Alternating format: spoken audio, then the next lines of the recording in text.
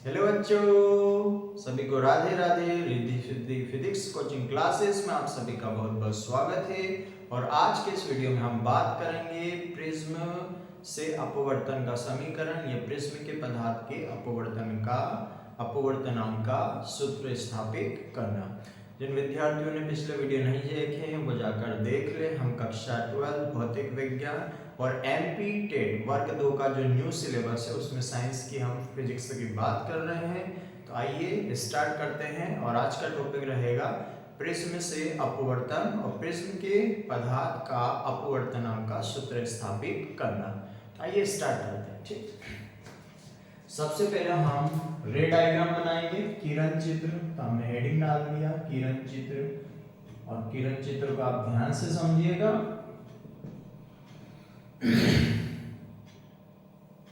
एक हमने समबाहु त्रिभुजाकार प्रिज्म ले लिया पृष्ठ, जिसका नाम रखा ए बी सी। ठीक, इसका जो पृष्ठ ए बी है वो अपवर्तक पृष्ठ है, और जो ए सी है वो भी एक अपवर्तक पृष्ठ है। इस पृष्ठ ए बी पर एक अभिलंब खींचा हमने, ये हो गया पृष्ठ ए बी पर अभिलंब। ठीक, जिसका नाम हमने एन और क्या दे दिया ओ। तो जो एन ओ है वो अपवर्तक पृष्ठ ए बी पर क्या है, अभिलंब है। ठीक, इसी प्रकार से जो दूसरा अपवर्तक पृष्ठ आपका ए सी, उसके ऊपर भी हमने एक अभिलंब खींच दिया और इसका नाम दे दिया हमने ओ एन डैश। ठीक है, तो जो एन ओ है वो पृष्ठ ए बी पर अभिलंब है, और जो ओ एन डैश ओ है वो पृष्ठ ए सी पर क्या है, अभिलंब है। ठीक, ये आपका प्रिज्म कोण हो गया। ठीक है, समबाहु त्रिभुज में प्रिज्म कोण जो रहता है ए, उसका मान 60 डिग्री लिया जाता है। ठीक, इस अभिलंब इस प्रिज्म पर हमने एक प्रकाश किरण आपतित करी, जिसका नाम मैंने रखा पी क्यू। पी क्यू क्या हो गया, आपतित किरण हो गया। और चूंकि यह आपतित किरण वायु से कहां जा रहा है, कांच में, विरल से कहां जा रहा है, सघन में, तो ये अभिलंब की ओर क्या हो जाएगा, झुक जाएगा। ठीक, तो ये आपका अभिलंब है, तो इधर की ओर झुकते हुए ये आपकी प्रकाश किरण ऐसे चली जाएगी। ठीक, ये हो जाएगा आपका। तो जो आपका Q और R है ये कैसी प्रकाश किरण हो गई, अपवर्तित प्रकाश किरण हो गई। और इस पृष्ठ AC से यह प्रकाश किरण पुनः इस पृष्ठ AC से जो प्रकाश किरण है ये वापस बाहर निकलेगी, क्योंकि यह कांच से वायु में जा रही है यानी सघन से विरल में जा रही है, तो यह सविदा यानी अभिलंब से क्या होगी, दूर हटेगी। तो ये अभिलंब इससे दूर हटते हुए ये किधर, प्रिज्म के आधार की ओर चली जाएगी। तो ये PQ हो गया, QR हो गया, और ये हो गया आपका R और S हो गया। ठीक, अब बात करें हम कि अभिलंब और आपतित किरण के बीच का यह जो कोण है, ठीक, इसको हमने नाम दिया आपतन कोण आई। तो ये हो गया आपतन कोण आई। ये निर्गत किरण हो गया RS, और ये अभिलंब हो गया। निर्गत किरण और अभिलंब के मध्य बनने वाला जो कोण है वो हो गया निर्गत कोण E। ये पृष्ठ AB है, पृष्ठ AB के लिए ये आपका अपवर्तन कोण हो गया, जिसका मान क्या दिया हमने R1। और यह जो आपका पृष्ठ AC है उसके लिए यह जो आपका कोण है यह आपतन कोण होगा, और इसको हम क्या मान रहे हैं, R2। ठीक है, अब हम क्या करेंगे, जो आपतित किरण है उसको हम सीधा आगे की ओर बढ़ाएंगे। तो आपतित किरण को हमने सीधा आगे की ओर बढ़ा दिया, स्केल की सहायता से सीधा आगे की ओर बढ़ा दो। और जो निर्गत किरण है उसको आप पीछे की ओर बढ़ाओ। तो पीछे की ओर बढ़ाने पर और आपतित किरण को आगे की ओर बढ़ाने पर ये दोनों जिस बिंदु पर प्रतिच्छेद कर रही है उस बिंदु का नाम रख दिया मैंने T। और यह आपकी आपतित किरण और यह कौन से हो गई, निर्गत किरण। इनके मध्य बनने वाला यह जो कोण है इसे कहते हैं विचलन कोण। क्या कहते हैं, विचलन कोण, यानी डिफ्लेक्शन एंगल। ठीक,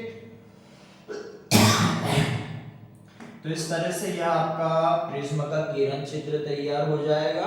आपको नामांकित किरण चित्र बनाना है तो आप वहां पर लिख देंगे कि जो आपका ABC है वो आपका क्या है, एक समबाहु प्रिज्म है। ठीक,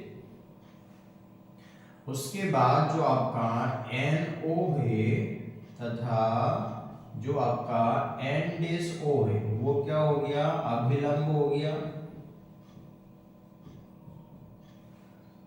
इसके बाद जो PQ है वो आपतित किरण हो गई, आपतित किरण। तो जो जो चित्र में वो अपने को बताना। QR क्या हो गया, अपवर्तित किरण हो गया।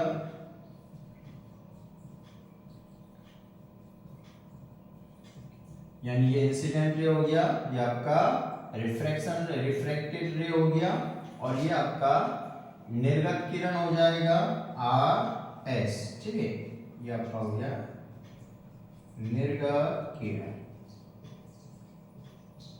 ठीक,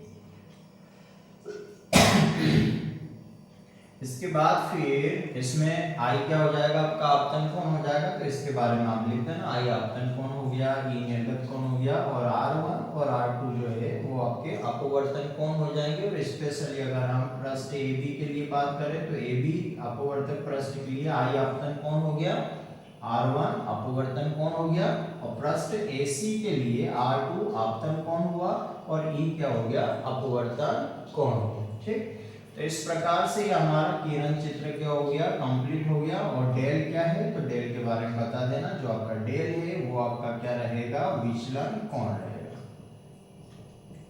विचलन कोण की यहां से परिभाषा आपको ध्यान रखना है। आप जब किसी श्वेत प्रकाश को या जब किसी प्रकाश को प्रिज्म पर आपतित कराया जाता है तो आपतित किरण और निर्गत किरण के मध्य बनने वाले कोण को क्या कहते हैं, विचलन कोण कहते हैं, जिसको हमने चित्र में डेल के द्वारा समझा है। ठीक, अब इसका डेरिवेशन कहां से स्टार्ट करेंगे, तो आपको ध्यान रखना 2 बार हमको त्रिभुज लेना। ये ट्रिक है याद करने का, इसको ध्यान रखिएगा, ऐसे याद करना।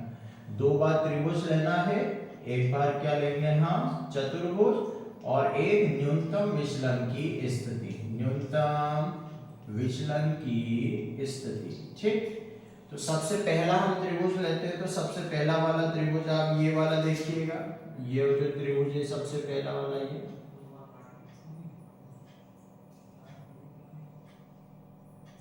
और इस वाले त्रिभुज का जो नाम है वो हम लिख देते हैं। तो चित्र में हमने त्रिभुज लिया और सबसे पहला त्रिभुज हम ले रहे हैं ये वाला ऊपर वाला, और इसका नाम रखा हमने TQR से। ठीक, और TQR से मैंने बहिष्कोण वाला कॉन्सेप्ट पिछले वीडियो में बता दिया था कि किसी बहिष्कोण का मान उसके सम्मुख अंतःकोण, तो एक तो ये वाला जो अंतःकोण है ये, ठीक, और एक ये वाला अंतःकोण जिसका मान यहाँ पे लिखा हुआ नहीं है लेकिन आएगा कैसे वो मैं आपको समझा देता हूँ कि ये मान लो आपका I आपतन कोण है, तो ये भी क्या होगा, पूरा I आपतन कोण होगा। ठीक है, वर्टिकल अपोजिट एंगल यानी शीर्षाभिमुख कोण हो गया। उसमें से यहां से प्रकाश किरण गई और ये एंगल बनाया उसने कितना, R1। तो अगर ये पूरा I है और उसमें से यह R1 है तो ये वाला एंगल कितना होगा आपका, तो ये वाला एंगल होगा I माइनस R1। ठीक है, तो इसी प्रकार से ये वाला जो एंगल है ये क्या आ जाएगा आपका I माइनस R1। और सेम कॉन्सेप्ट हम यहाँ लगाएंगे, ये E है तो ये पूरा भी E होगा, जिसमें से ये R2 है तो ये कितना हो जाएगा, तो ये हो जाएगा आपका E माइनस R2। ठीक है, तो हमने यह वाला, इस वाले त्रिभुज को मैं थोड़ा सा इधर बना देता हूँ, ठीक है, ताकि आपको ध्यान से समझ में आ जाए।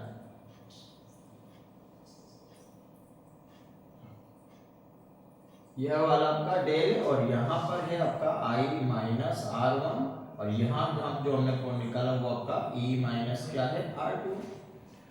तो त्रिभुज TQR से बहिष्कोण डेल बराबर, तो बहिष्कोण का मान उसके सम्मुख अंतःकोणों के योगफल के बराबर होता है। इसके सम्मुख अंतःकोण एक तो ये हो गया I माइनस R1, एक ये हो गया E माइनस R2। इनकी योगफल के बराबर करेंगे तो I minus R1 plus E minus R2, और ये रहेगा आपका समीकरण नंबर 1।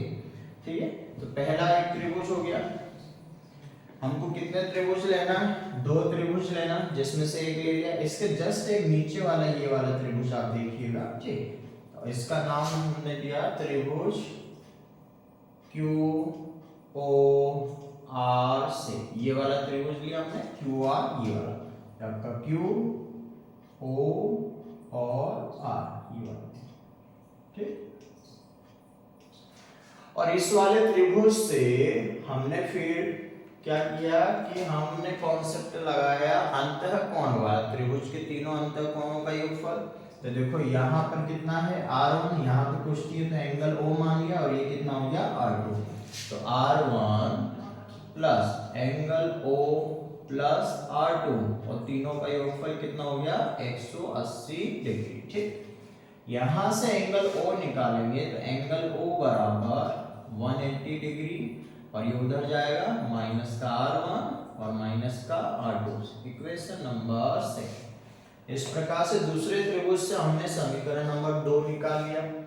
अब 2 त्रिभुज की हमने बात कर लिया, किसकी बारी है? चतुर्भुज। तो चतुर्भुज हमको ये वाला लेना है जिसमें प्रिज्म कोण है ए से कहाँ जाएंगे Q से कहाँ जाएंगे O, और O से कहाँ जाएंगे R, ठीक है।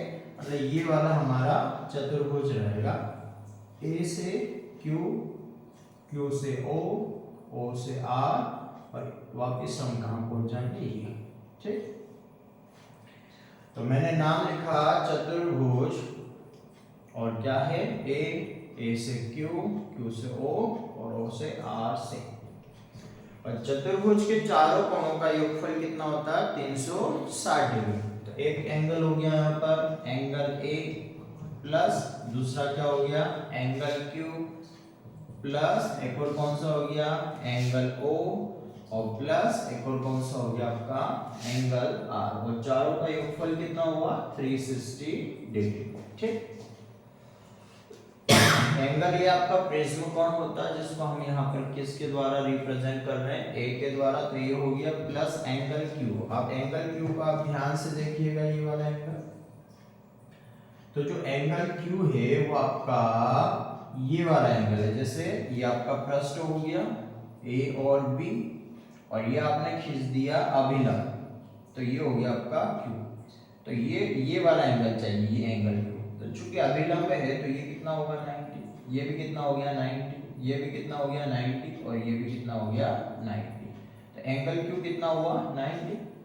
इसी प्रकार से जब हम एंगल R निकालेंगे तो R के लिए भी यह क्या होगा अभिलंबवत होगा। तो R का एंगल भी कितना होगा आपका 90 डिग्री होगा। यानी जहां जहां अभिलंब आपने खींचा है उस वाले पॉइंट पर एंगल कितना होगा 90। तो यहाँ पर एंगल Q 90 होगा, एंगल R इस वाले चतुर्भुज में कितना होगा 90। तो एंगल Q कितना रख दिया आपने 90 डिग्री। एंगल O का मान हमारे पास यहाँ समीकरण इक्वेशन नंबर 2 में रखा हुआ, तो एंगल O का मान यहाँ रख दो, तो ये हो जाएगा आपका 180 degree minus R1 minus R2, और प्लस एंगल R चूंकि अभिलंब खींचा गया यहाँ पर, तो ये भी कितना होगा आपका 90 डिग्री होगा, और ये हो जाएगा आपका 360 डिग्री। अब देखो 90 और 90 180 और 180 360, तो ये आपका 360 से 360 हो गया कैंसिल। अब आपके पास क्या बचेगा यहाँ पर a बचा, यहाँ पर माइनस R1, यहाँ पर माइनस R2, और इक्वल में कितना आ गया आपके पास? तो इक्वल में आ गया आपके पास 0। क्या आ गया 0। यहाँ से a बराबर निकालेंगे तो उसको ले जाएंगे पक्षांतरण करेंगे तो R1 प्लस R2, और इस प्रकार से आपके पास कौन सा इक्वेशन आ जाएगा समीकरण नंबर 3।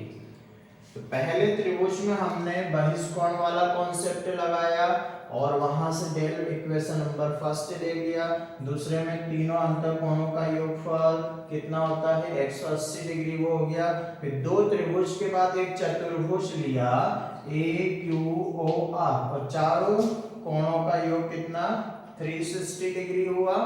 एंगल A यानी आपका प्रिज्म कोण हो गया, Q और R अभिलंब द्वारा बनाए गए कोण है जो कि कितने होंगे 90 डिग्री। एंगल O हमने कहां से रख दिया इक्वेशन नंबर 2 से रख दिया, और 360 से 360 माइनस हो जाएगा, 0 बचेगा। इस प्रकार से प्रिज्म कोण A बराबर क्या आ गया, R1 प्लस R2, समीकरण नंबर 3। मैंने क्या कहा था, कैसे याद रखना, दो त्रिभुज तो दो त्रिभुज हो गए, एक चतुर्भुज हो गया। अब हम मान के चलेंगे कि हमारा जो प्रिज्म है वो न्यूनतम विचलन की स्थिति में रखा हुआ, किस में रखा हुआ, न्यूनतम विचलन की स्थिति में। तो माना कि जो प्रिज्म है वो न्यूनतम विचलन की स्थिति में,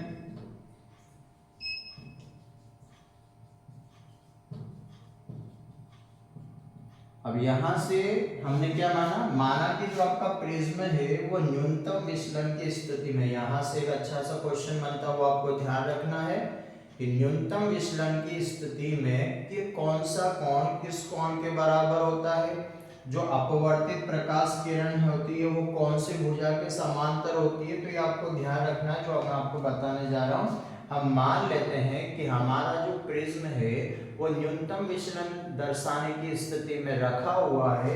तो न्यूनतम विचलन की स्थिति तभी प्राप्त होगी जब,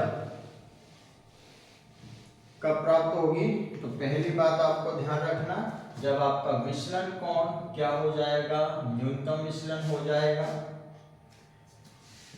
तथा जो आपका एंगल I है, ठीक है, यानी कोण आपतन कोण I है वो निर्गत कोण E के क्या हो जाएगा, बराबर हो जाता है। ठीक, I किसके बराबर हो जाएगा, E के। लेकिन कब, जब आपका प्रिज्म कौन सी स्थिति में रखा हुआ हो, न्यूनतम विचलन की स्थिति में।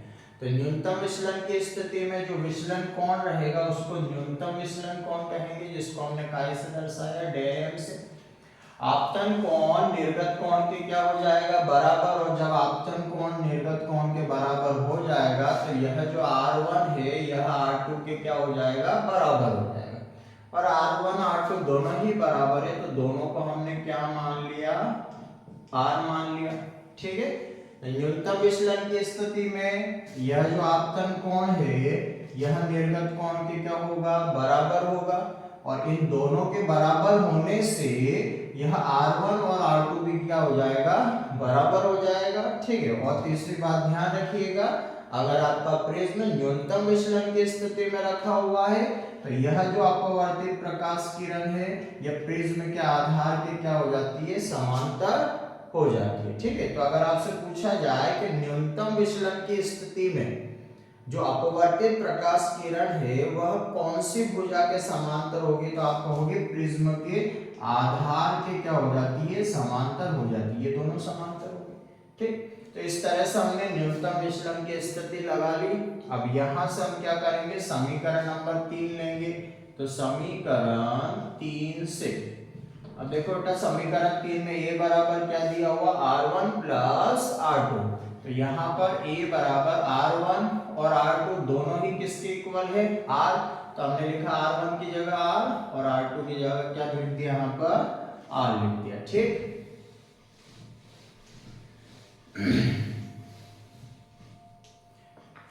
अब यहां से a बराबर कितना आ जाएगा, 2r आ जाएगा, और यहां से हम r का मान, अपवर्तन कोण का मान निकालेंगे। a/2 बराबर क्या हो गया, r हो गया। ये हो गया आपका समीकरण नंबर 4। समीकरण 1 उठाएंगे समीकरण 1 से। तो समीकरण 1 देखिएगा कि जहां डेल था वहां पर तो क्या रखेंगे, डेल i माइनस क्या था, R1। तो R1 की जगह क्या आ जाएगा, R प्लस E माइनस क्या था, R2। तो E माइनस R2 की जगह क्या आ जाएगा, R। इस प्रकार से डेल M बराबर I, और जो E है तो चूंकि E भी किसके बराबर है, I के, तो यहाँ पर हम क्या रख सकते हैं, I ही रख सकते हैं, क्योंकि E भी किसके बराबर है, I के। E माइनस R यानी I माइनस R हो गया। अब I और I कितना हो गया, 2I। R माइनस R और माइनस R कितना हो गया, माइनस का 2R हो गया। और यहां से डेल M बराबर 2I माइनस 2, R का मान समीकरण नंबर 4 से कितना है, a/2। तो यहां रखा हमने a/2, 2 से 2 क्या हो जाएगा, कैंसिल। ठीक,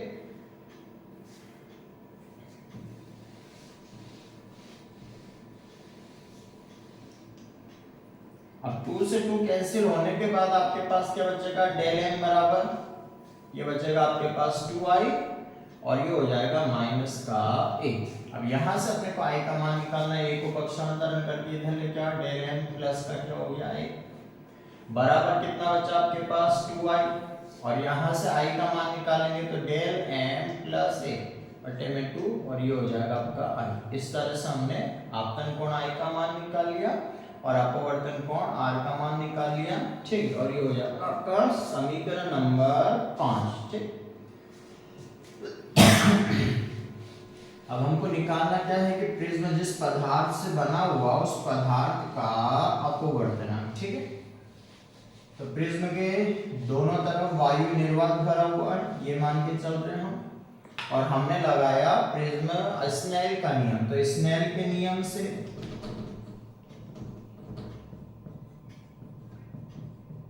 स्नेल के नियम से आपतन कोण की जा और अपवर्तन कोण की जा का अनुपात एक स्थिरांक होता है जिसे माध्यम का अपवर्तनांक कहते हैं। ये ग्लास का अपवर्तनांक है और किसके रिस्पेक्ट में, एयर वैक्यूम के रिस्पेक्ट में, ठीक। साइन i का मान रखेंगे, साइन i बराबर क्या हो गया, तो i बराबर आपका डेल m प्लस a बाई 2 हो जाएगा और अपॉन में साइन r रखेंगे तो r कितना हो जाएगा, a बाई 2 और बराबर आपका ng हो जाएगा और ये हो जाएगा प्रिज्म के पदार्थ का अपवर्तनांक का सूत्र, ठीक है। तो ये बोर्ड एग्जाम के हिसाब से बहुत इंपॉर्टेंट है, तो आपको ध्यान रखना है। इस प्रकार से 2 त्रिभुज और एक चतुर्भुज आप सपोज करके और न्यूनतम विचलन की स्थिति और न्यूनतम विचलन की स्थिति में कौन सा कोण किसके बराबर होता है, आपतन कोण निर्गत कोण के बराबर हो जाता है, जिसके कारण R1 और R2 भी आपस में क्या हो जाते हैं, बराबर हो जाते हैं। और जो विचलन कोण है उसे न्यूनतम विचलन की स्थिति में हम न्यूनतम विचलन कोण यानी डेल m कहेंगे। इसमें ग्राफ पूछा जाता है कि आपतन कोण और विचलन कोण के मध्य में ग्राफ बनाइए, तो वह ग्राफ और आप ध्यान से इसको देख लो, ठीक। ग्राफ किसके बीच में बनाना अपने को, आपतन कोण और विचलन कोण के मध्य में ग्राफ बनाइए।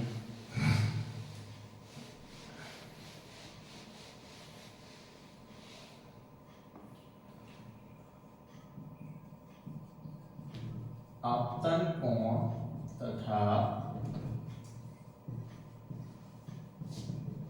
विचलन कोण के मध्य ग्राफ, ठीक।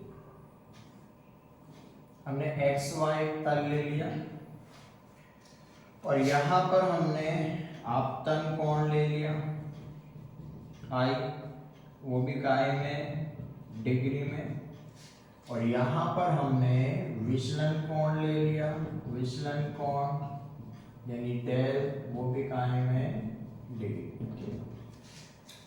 जब आपतन कोण और विचलन कोण का ग्राफ बनाया गया तो यह जो ग्राफ है इस प्रकार से यू शेप में आएगा और आपतन कोण का वह मान, आपतन कोण के इस मान पर सबसे कम विचलन कोण देखा गया जिसे हम क्या कहते हैं, न्यूनतम विचलन कोण, ठीक है। क्या देखा गया कि प्रारंभ में हम देखें कि अगर a से b तक जाएंगे तो a से b तक हम क्या देखेंगे कि जैसे जैसे आपतन कोण का मान बढ़ेगा वैसे वैसे विचलन कोण का मान क्या होगा, घटेगा।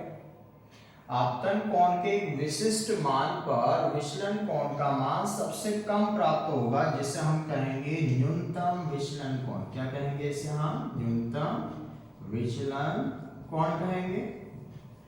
उसके बाद फिर न्यूनतम विचलन के बाद अगर आपतन कोण का मान और बढ़ाया जाए, ठीक, तो विचलन कोण का मान फिर से क्या होने लगता है, बढ़ने लगता है। अगर आपसे पूछा जाए कि भाई आपतन कोण और विचलन कोण में क्या संबंध है, तो इसमें समानुपाती का भी संबंध होता है, व्युत्क्रमानुपाती का भी संबंध होता है। प्रारंभ में जब आपतन कोण का मान बढ़ाया जाता है तो जो विचलन कोण है वो क्या होता है, कम होता है। तो a से b तक आप देखेंगे कि जो विचलन कोण है वो आपतन कोण के क्या होता है, व्युत्क्रमानुपाती होता है। लेकिन न्यूनतम विचलन के पश्चात अगर आपतन कोण का मान और बढ़ाया जाए तो विचलन कोण का का मान भी क्या होने लगता है, बढ़ने लगता है। तो बी से सी तक जो विचलन कोण होता है वो आपतन कोण के क्या होता है, समानुपाती होता है। तो एक ही ग्राफ में जो विचलन कोण होता है वो आपतन कोण के समानुपाती भी होता है और व्युत्क्रमानुपाती भी होता है। ठीक है, तो इसके इस वाले सेशन में बोर्ड एग्जाम की दृष्टि से ये पूछा जाता है, तो आपको ध्यान रखिएगा।